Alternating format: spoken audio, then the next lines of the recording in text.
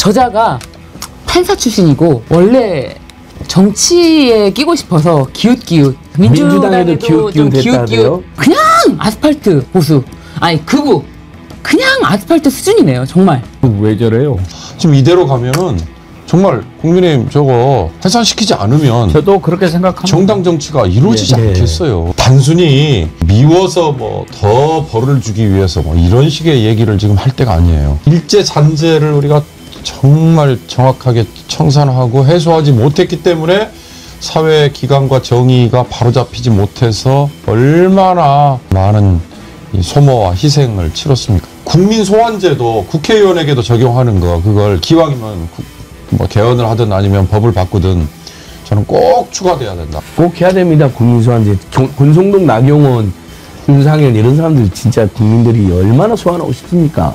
근데 귀당이 걱정하는 대로 이상한 세력들이 지금 불법으로 이게 정당법을 보면요. 당원 강요죄, 당비 대납죄, 불순한 목적으로 당에 들어 당의 의사결정 이게 다 죄로 되어 있거든요. 그 정당이 고발을 해야 되는 거 원래는요. 조사해서 좀 쏙아내달라고. 오히려 국민의힘은 도와주는 겁니다. 정당법 위반을 확실하고 그걸로 특혜까지 권성동 등등은 특혜까지 뇌물까지 받았으니까 수사가 불가피한 거죠. 가르침은 양반이고요. 여러분 각오하세요. 하나 더 끔찍한 모습을 좀 2부에서 보셔야 됩니다. 요즘에 국힘당에서 전환길 전당대회 하고 있잖아요. 전환길이가 대표되는 거죠 지금. 누가 되든지 간에. 완전 전환길 뽑기인데. 그런데 저는 이번 전당대회에서 가장 기괴한 게 장동혁이에요. 아니 장동혁 후보는 여러분들 혹시라도 방송 보시면서 막 이렇게 연설하는 모습 보셨습니까? 보면서 쟤 왜 저래 이런 생각 안 드셨나요? 혹시 그 연설하는 장면 좀 볼 수 있나요? 예. 여러분, 입법에 의해서 반헌법적으로 사법부를 장악하고 검찰을 해체하는 것은 법의 지배를 가장한 계엄입니다, 여러분. 이제 국민의힘이 더불어민주당과 이재명 정권을 멈춰 세워야 합니다.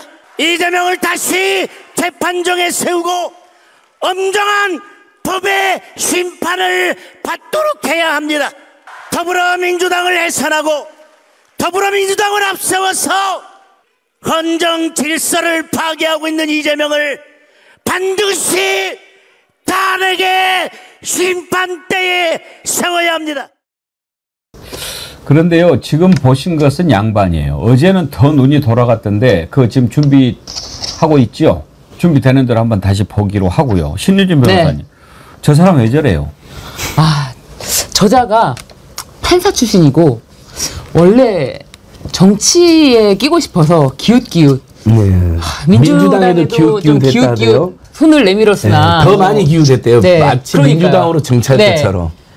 손을 잡아주지 않아서 네. 자신을 받아주는 사실 이제 국힘당으로 가서 국힘당에 가서도 뭐 사실 한동훈이 권력을 다음 차기 주자인가? 그래서 한동훈 옆에 섰다가 보니까 한동훈이 차기 주자가 아니고 여기는 그냥 죽으나 사나 그냥 찐년만이 계속 여기서 이제 살아남을 수가 있구나 그러면서 김문수보다도 더 구구적인 발언을 하면서 김문수보다도 먼저 전환기를 받아줘야 된다. 그리고 전환길에 가서 자기가 면접을 보겠다라고 손을 들었는데 이제 발언의 수위가 그냥 아스팔트 보수 아니 극우 그냥 아스팔트 수준이네요. 정말. 그 어제 연설 장면인가요? 그거 한번 또 다시 보시죠. 우리 의원들이 압수수색을 당하고 특검이 무도하게 짓밟고 있는데 아직도 내란이 끝나지 않았다. 우리 당에 내란 동조 세력이 있다며 국민의힘과 우리 동지들을 팔아넘기는 것 그게 부끄러운 겁니다, 여러분. 지금 여러분이 손가락질하는 전환길 선생 그 겨울 우리 당을 지키자고 했던 사람들입니다. 참나. 왜 저래요?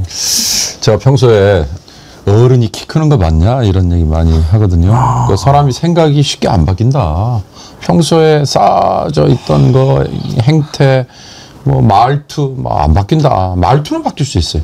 근데요 요즘 정치권에 저런 장동혁 같은 저런 자들의 변신을 보면 아유 이 얘기 이제 함부로 하고 다니면 안 되겠어요. 특히 과거에 이제 진영 논리, 이데올로기 뭐 이런 것들이 막 흥행할 때 뭐 지금도 그렇습니다만 극좌에서 운동을 했던 사람들이 전향을 하고 나면 극우로 더 심하게 가잖아요. 뭐 대표적으로 김문수 같은 정치인이 대표적인데 그런 사람들을 보면서 아 어른이 바뀔 수도 있구나.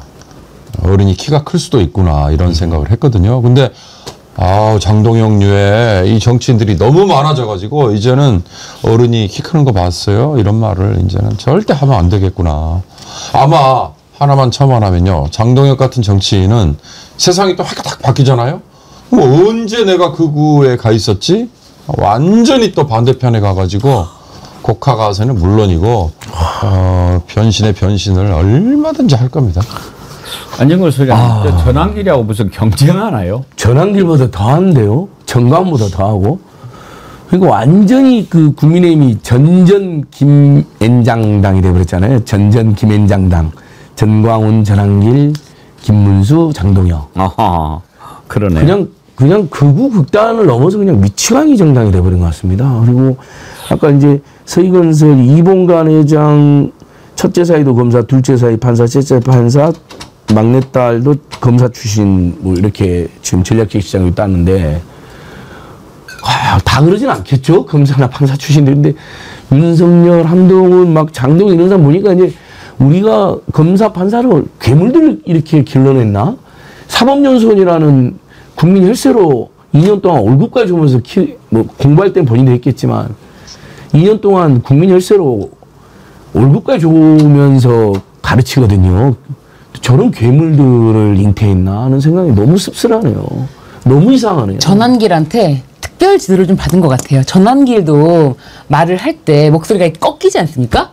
그 꺾이는 포인트까지 좀 전수를 받은 느낌이 듭니다. 왜냐면 장동혁은 저렇게 연설하는 스타일이 아닌데 네. 심지어 이제 전환길이 굉장히 장동혁은 내 편이다, 우리 편이다, 나랑 같이 하는 사람이다, 아스팔트에서 같이 싸운 사람이다 라고 하고 김문수에 대해서는 장동혁은 깔끔하게 답변했지만 김문수는 두루뭉술하게 답변했다. 여러분들 참고하길 바란다 라고 하면서 전환길이랑 한 몸이 되는 과정에서 목소리, 눈빛. 전환길 씨는 사진을 찍혀도 그냥 찍히는 법이 없어요. 항상 입을 벌리고 거의 이렇게 찍히거든요.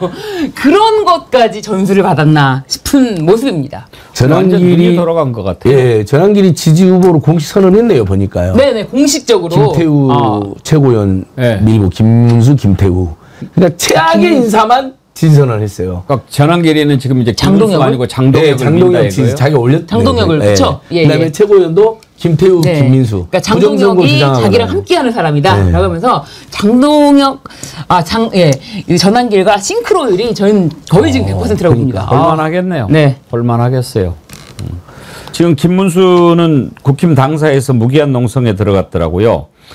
이번에 특검에서 그 압수수색 들어가지 않았습니까? 그게 결국은 이제 통일교에서 지난번에 우르르 대선 때 들어가서 당원 가입하고 지지하고 이렇게 한 정황이 있기 때문에 압수수색을 한 건데 이제 오히려 이자들한테는 좋은 명분을 준 거죠. 글쎄요. 오히려. 이제 울고 싶은데 뺨 때려주는 꼴이 됐는데 저는 또 깜짝 놀란 것 중에 하나가 지금 국민의힘 당원이 500만이라는 얘기를 해요. 네. 그 정당의 당원이 200만을 넘어섰다. 각 당 다 민주당 뭐 국민의힘 다 그 얘기를 할 때 제가 되물었거든요. 아니 200만을 넘었어? 정말이야? 그랬더니 그럴 거라 추정을 한답니다. 근데 왜 그걸 적극적으로 막 알리고 우리 당이 이렇게 당원이 많아졌다라고 자랑을 하지 않느냐? 그랬더니 유령 당원이 너무 많아서 그다음에 또 하나가 지금 대한민국 정당법상 막을 방법이 없어서 이중 당원이 또 너무 많다는. 예. 정치권에 기웃거리는 사람들은 이쪽 당에 당원으로 이름 올려놓고 저쪽 당에도 당원 이름 올려놓고 그러면 체크가 안 됩니까? 안 된답니다. 그래서 그러니까 흔히 말하는 권리당원 일정한 당비만 내면 그냥 당원으로서 권리를 부여받는다라고 생각을 하니까 경비가 한 달에 얼마나 해요? 뭐 그건 또 천차만별이더라고요. 1,000원 최소 이상이면- 얼마 이상만 내면 그러면 됩니다. 1,000원씩 석 달만 내면 책임당원 되는 거예요? 국민의힘 그렇습니다. 그래서 오. 권성동이도 이야기했고 이만희도 이야기했잖아요. 홍준표도 이야기했고 대선 전에 몇십만 대가 가입했다. 우리가 충분히 뒤엎는다. 뒤엎었다. 뒤엎는다 권성동. 뒤엎었다 이만희. 그런 식으로 하면 신천지나 통일교는 맘만 먹으면 몇십만 10만 명 금방 그래서 해버리네. 당장에 가입시켰다 이건데 그래서 제가 하여튼 이 압수수색 뭐 물론 성공도 못했다 그러지만 500만 명의 당원 이거에 우선 깜짝 놀랐고요. 이거 이런 식으로 놔두면 이게 되겠습니까?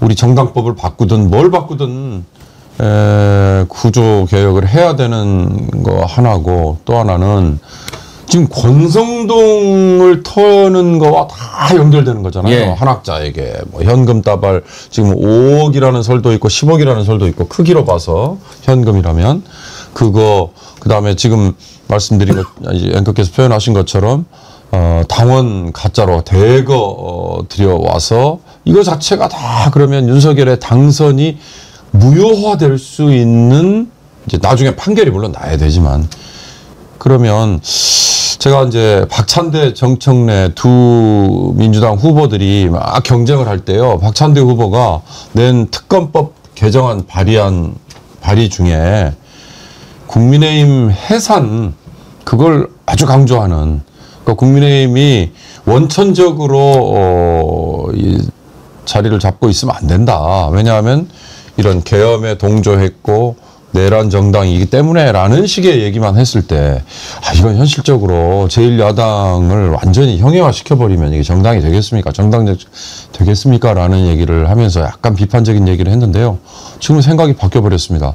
지금 이대로 가면은 정말 국민의힘 저거 해산시키지 않으면 저도 그렇게 생각합니다. 정당 정치가 이루어지지 예. 않겠어요. 국민의힘 해산이 그리고 이번에 윤석열, 김건희 구속되고 또 3대 특검이 모든 의혹들 다 밝혀내고 이걸로 끝날 게 아니고 이제 내란에 가담했던 국무위원들도 다 처리해야 되지만 국힘에서 이번에 그 깊이 개입했던 부분도 있고요.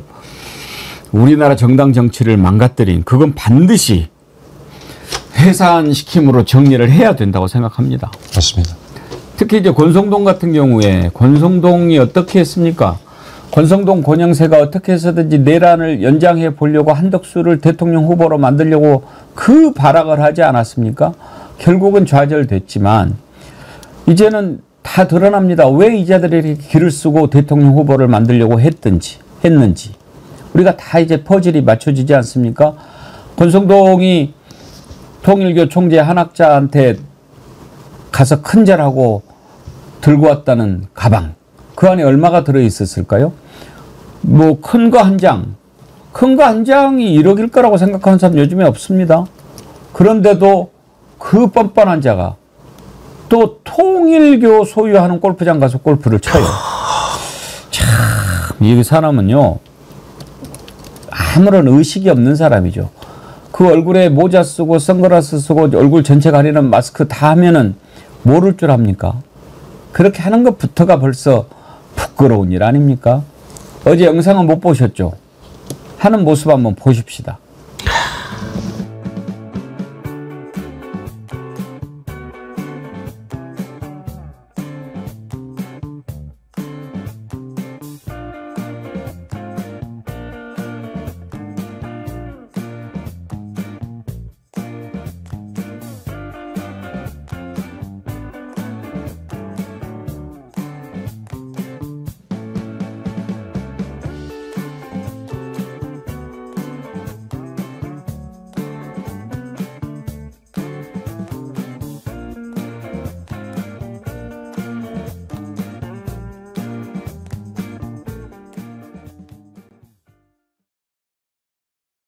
저렇게 같이 치러 가가지고 혼자서 연습 여러 번 하고 그 다음에 치는 것은 뭐 또 개판인데 저러는 것도 실례 아닙니까?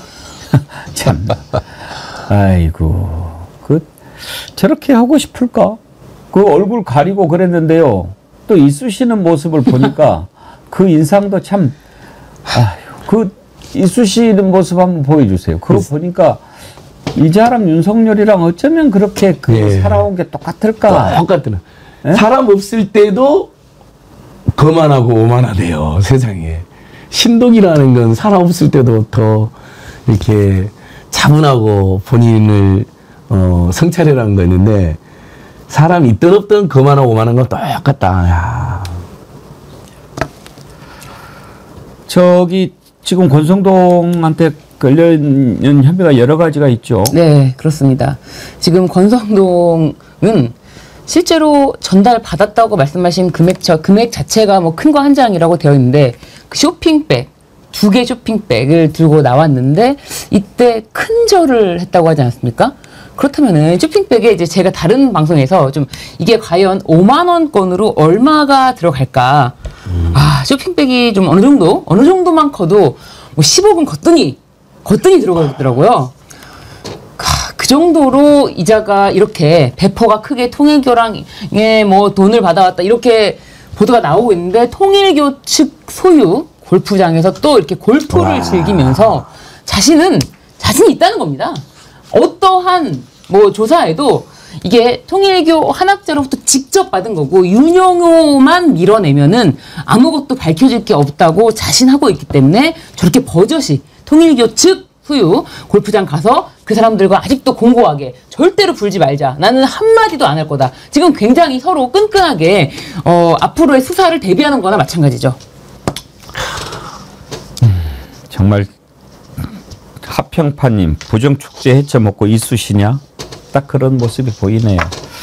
아휴, 정말 지금 김건희 특검 또 여러 가지 특검들이 하고 있는데, 일단 특검법을 지금 개정할 움직임이 보이고 있는데, 윤경호 소장님, 전체로 봤을 때 기존에 했던 일정이나 인력 가지고는 부족합니다.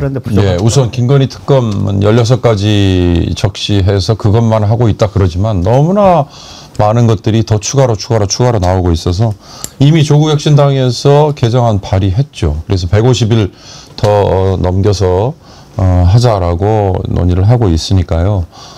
그건 뭐 국회에서 의결하면 뭐 되는 거라고 생각을 하고, 단순히 이 미워서 뭐 더 벌을 주기 위해서 뭐 이런 식의 얘기를 지금 할 때가 아니에요.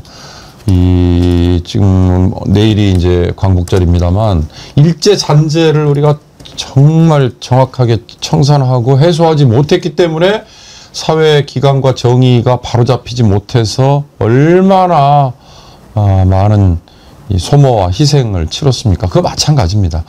김건희, 윤석열 저자들이 저지른 그 해악을 깨끗하게 규명을 해내고 그걸 씻어내는 일종의 씻긴 것이 없이는 이 역사가 제대로 바로서기 어렵다는 거 이거고요. 아까 제가 정당 해산 얘기하면서 좀 목소리를 높였습니다만, 국민 소환제도 국회의원에게도 적용하는 거, 그걸 기왕이면 뭐 개헌을 하든 아니면 법을 바꾸든 저는 꼭 추가돼야 된다. 왜?